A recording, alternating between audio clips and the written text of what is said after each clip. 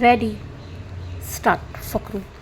વડાપ્રધાન નરેન્દ્ર મોદીની વિદેશ નીતિ અને વિદેશી નેતાઓને ગળે મળવાની શૈલી પર રાહુલ ગાંધીના નિવેદન બાદ હવે ભારતીય જનતા પાર્ટીએ કોંગ્રેસ પર પલટવાર કર્યો છે.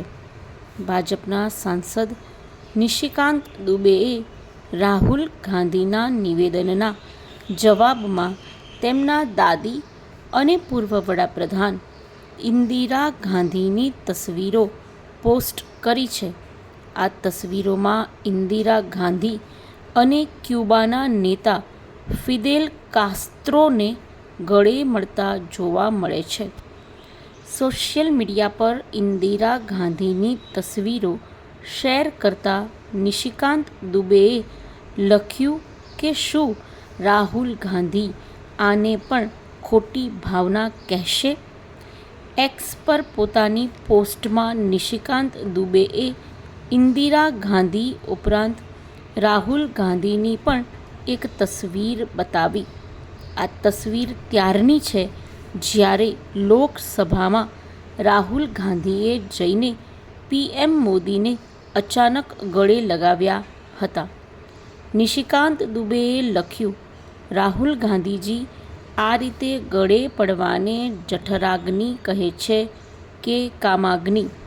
આખો વિવાદ ગુરુવારે કોંગ્રેસ પાર્ટીના રચનાત્મક કોંગ્રેસના રાષ્ટ્રીય સંમેલન દરમિયાન શરૂ થયો હતો.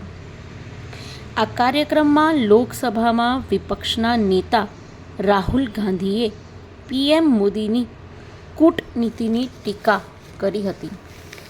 ફકરો. રાષ્ટ્રપતિ દ્રૌપદી મુર્મુએ 80મા સ્વાતંત્ર્યના દિવસની પૂર્વ સંધ્યા પર રાષ્ટ્રજોગ સંબોધનમાં દેશવાસીઓને સ્વતંત્રતા દિવસની શુભેચ્છા પાઠવી.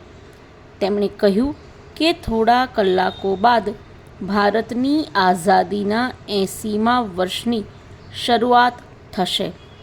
ભારત 2047 સુધીમાં વિકસિત દેશ બનવાના લક્ષ્ય સાથે આગળ વધી રહ્યું છે.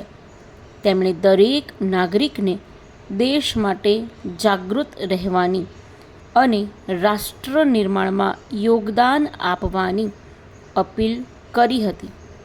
રાષ્ટ્રપતિ દ્રૌપદી મુર્મુએ રાષ્ટ્રજોગ સંબોધનમાં પેપર લીક મુદ્દે કહ્યું હતું કે સરકાર પરીક્ષાઓમાં પેપર લીકની સમસ્યાને ડામવા માટે સઘન સુધારા કરી રહી છે.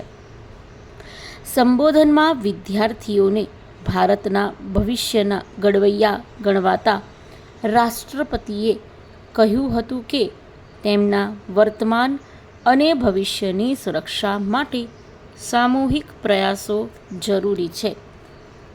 સરકારના પરીક્ષા સુધારાના પ્રયાસોનો હેતુ જાહેર પરીક્ષાઓમાં ખોટી રીતોને ડામવાનો, પરીક્ષા તંત્રને પારદર્શક, વધુ સુરક્ષિત અને યુવાનો માટે વિશ્વસનીય બનાવવાનો છે. ફકરો.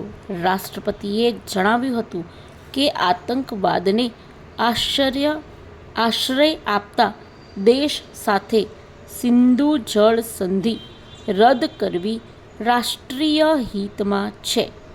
ખાસ કરીને ખેડૂતો માટે આ એક મોટું અને નિર્ણાયક પગલું છે.